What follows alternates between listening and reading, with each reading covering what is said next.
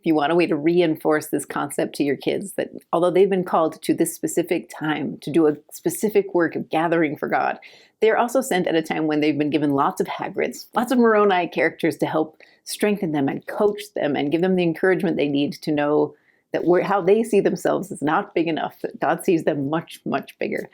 I think one of the ways we do that is by sustaining each other. And I don't just mean in a formal way of sustaining. In fact, this is why I was thinking of Elder Razban's talk at conference. I love that when he taught about sustaining, he expanded our perspective on it. He said we do sustain people like prophets and apostles, and we absolutely should. And he talked about how we can sustain them. But he also talked about how we sustain people like our parents or our children or our spouses, even our neighbors or the ward camp director. He stretched that idea to be a little bit bigger. Here's some of his words. He said, "To sustain means to hold up another person, to give them our attention, to be faithful to their trust, and to act upon their words." I think that's what you see in Joseph's story, especially this week. Last week, we saw Lucy, his mother, try to comfort him after he came out of the grove and listen to what little of his testimony he could articulate at that point. This week, you see his dad step up. Moroni even directs Joseph to speak to his dad and to tell him about the interactions that they've had throughout the night, so that the burden on Joseph's shoulders is spread a little bit.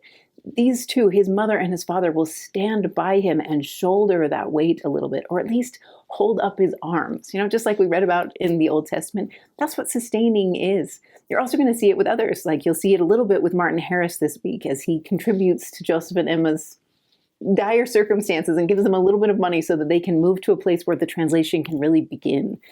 And for sure you see it with Emma this week. He's going to meet and marry Emma in this little batch of study.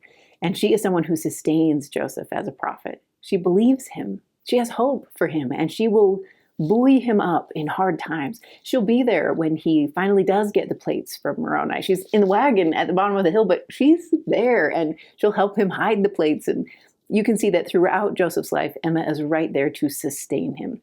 So I wanted some cool way to help my kids understand the value of sustaining, especially within a family setting and within a ward.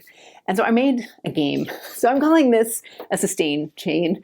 The idea is simple. You may have even seen this on like a team building event in the past, but basically you're giving your kids a piece of paper that will form a section of pipe. And their goal is to get a ball. We just used a ping pong ball, but you could use any small ball. And you're going to try and get it from one side of the room to the other. The only catch to this is you don't have enough sections of pipe to get all the way across. It involves teamwork. So when the ball begins, you're going to start the ball rolling on the very far side of the room. You're going to have some target on the other side. For us, it was just this little basket that was sitting on the couch. And the person that starts will roll the ball through their section of pipe. And as it rolls through each person, that first section person now has to run to the end of the line and catch that ball before it falls down. If it falls down, they start again. In fact, for us, every time the ball fell, we switched the order of the people so that somebody new was leading each time.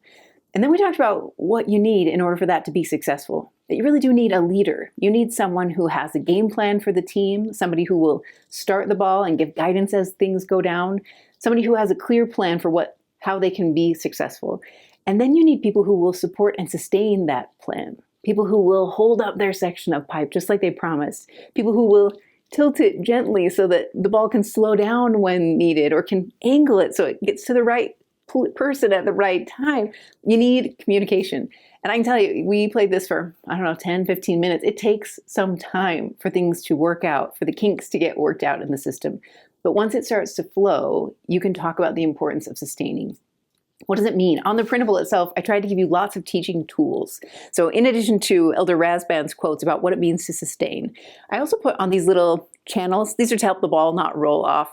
But on these channels, I put all the people that he said we should sustain. The prophets, the apostles, the general officers of the church, your stake president, your bishop, all the leaders of quorums and organizations in your ward.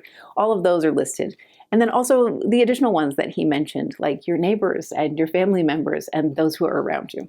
So I put all those in there. I also took every scripture that he referenced and added them in, because one of my favorite parts of studying Elder Razban's talk was understanding these key scriptures. He tied some really cool scriptures to this concept of sustaining. And I think it'd be worth your time in class to just break those down and understand why he read that scripture when it comes to sustaining, especially sustaining somebody like our prophet. So hopefully as you play the game and you work out the kinks and then you finally get that ball to that destination, your kids will understand the importance of holding up their part and working together as a team.